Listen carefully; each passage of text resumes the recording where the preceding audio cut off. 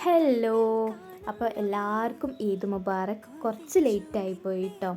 അപ്പം ഇന്നലെ രാത്രി കുറച്ച് ഗസ്റ്റ് ഉണ്ടായിരുന്നു കേട്ടോ. ഗസ്റ്റ് അല്ല, ഇവിടെ ഉള്ളവർ തന്നെയാണ്. ആൻറ്റിയും മാമനും മക്കളും അച്ഛമ്മയും എല്ലാവരും കൂടെ ഒരു അടിച്ചുപൊളി ചെയ്യുന്നു കേട്ടോ.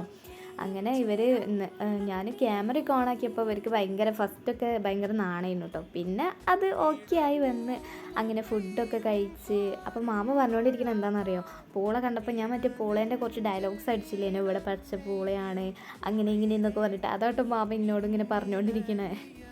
അങ്ങനെ ഇവിടെ ഉള്ള സമയത്തായിരുന്നു ഇവിടുത്തെ പൂച്ച പ്രസവിച്ചിട്ടുണ്ടായിരുന്നു കേട്ടോ, 3 കുട്ടികൾ.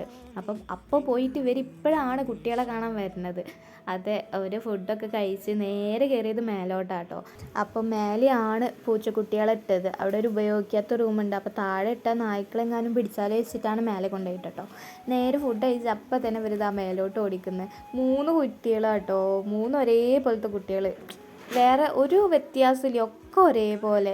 എങ്ങനെ വരെ പേരിട്ട് ഓരോന്നിനെ വിളിക്കാമെന്നാണ് ഞാനിങ്ങനെ ആലോചിക്കുന്നത്. അപ്പോൾ കുറേ ആൾക്കാർ എൻ്റെ വീഡിയോസ് സബ്സ്ക്രൈബ് ചെയ്യാതെ കാണുന്നുണ്ട് കേട്ടോ. അതൊന്ന് സബ്സ്ക്രൈബ് ചെയ്ത് സപ്പോർട്ട് ചെയ്യണേ. അപ്പോൾ ഇതാ ഇവർ പോവാനായി.